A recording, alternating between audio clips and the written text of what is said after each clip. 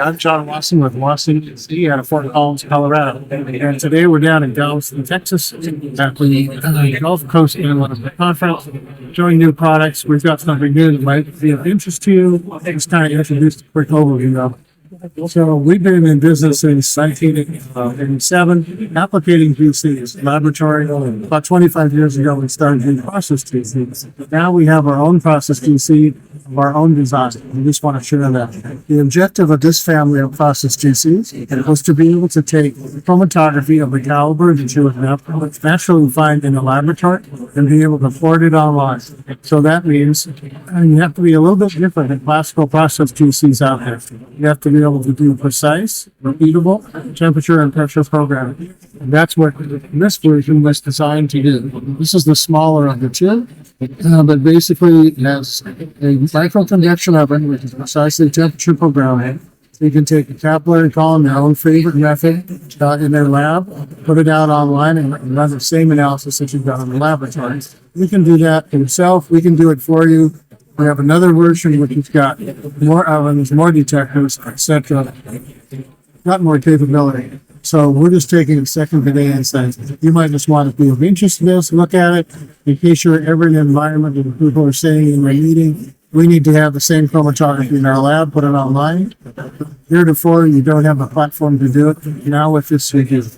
So this VCD takes one programmable oven and one detector. It's a one detector from the TCD, FID, or PDHID. We can do backflushing to get, we can do backflushing to detector with the system. If I were to open this up, down here at the bottom, you've got two ovens.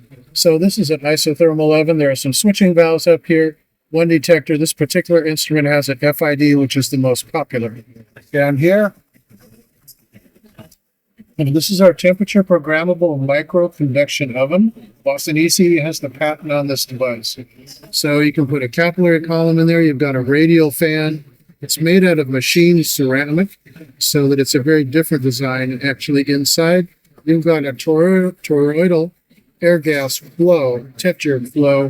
So we drop down on top of the radial fan and then push the gas out, the air out, through the heater fence into the capillary column. And like I say, if we need to do a backflush again, a thin switch or a backflush to detector, we can add that too. So it's a very simple device. If you ever have to get to the back of it,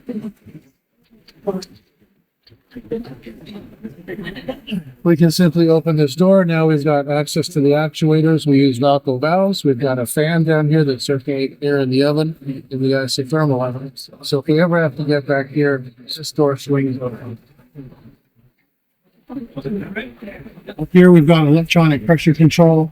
This is the first control. Of course, this device is hazardous area rated for service inside a plant, chemical plant, refinery, things like this. So this would be known as Class 1, Division 2, Groups B, C, and D. So you have to have the cabinet purged. You have to have a slight positive pressure on the cabinet to keep hydrocarbons from the outside from creeping inside. We wouldn't want hydrocarbons to go inside and then hit an ignition source and have an explosion. So the rules say we have to purge the cabinet and we have to always have a slight positive pressure. So that's what this hardware does.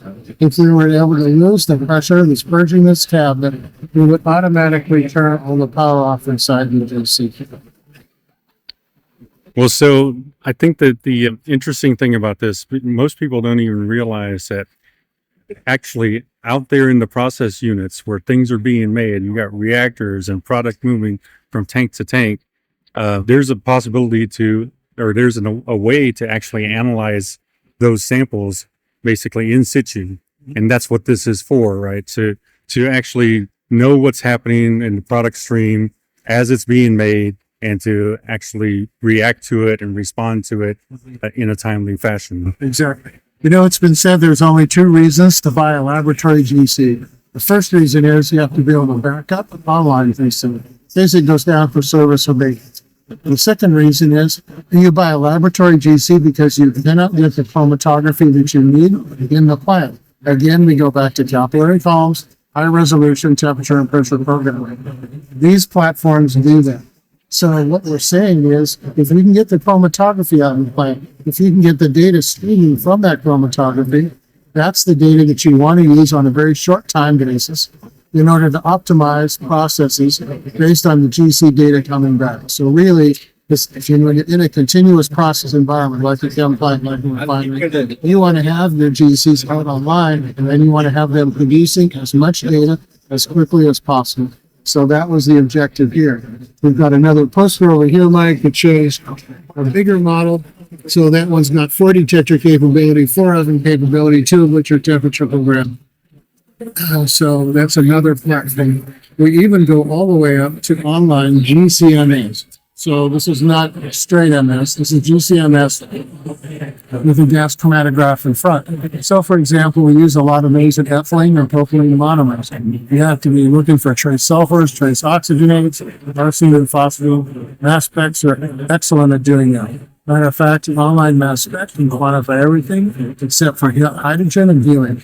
So that's a unique tool that, again, you're taking from a laboratory, you're putting it out in your plant to derive all the information as much as possible, as quickly as possible.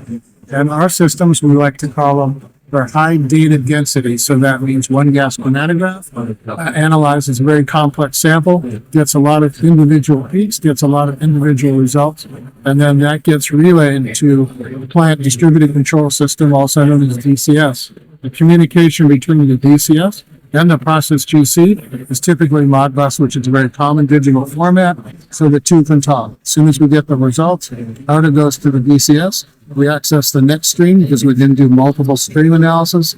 Access the next stream, bring it into the sample system, make the injection. The sample then flows into the analyzer, where of course the chromatography is applied and calculations and things.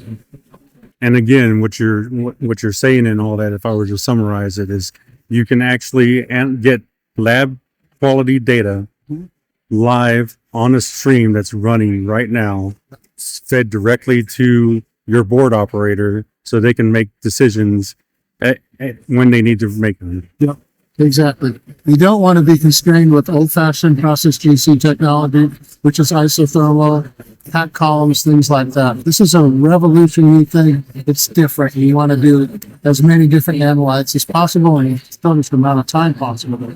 So they are dramatically different from what you would call a classical process GC that's looking at a very small fraction of the sample that's flowing through the pipe. You want to be more comprehensive and analyze for more components each one. Well, so people who follow me, they know I'm a big fan of VUV. I've done some collaborative work with them. From what I understand, you're the only company kind of attempting to do a VUV analyzer in an online analyzer. So we like to use it for the peon application, paraffin, isoparaffin, olefin, naphthalene, and aromatic.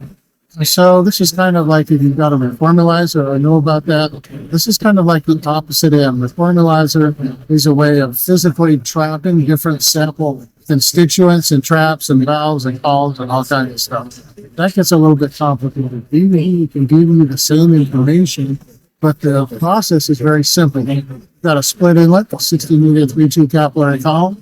That goes into the VUV, which is a vacuum ultraviolet spectrometer. So all the peaks go in there, and then each peak is examined by the spectrometer to find its classification. Is it a paraffin? Is it an olefin? Is it a naphthalene, isoparaffin, or aromatic? So that categorization is made based on the VUV and the individual spectra of those components, plus their retention. So those results are all dropped into the buckets and then totals are made up. And then that data again is output by Modbus. So it's an online situation where you're looking at the only data.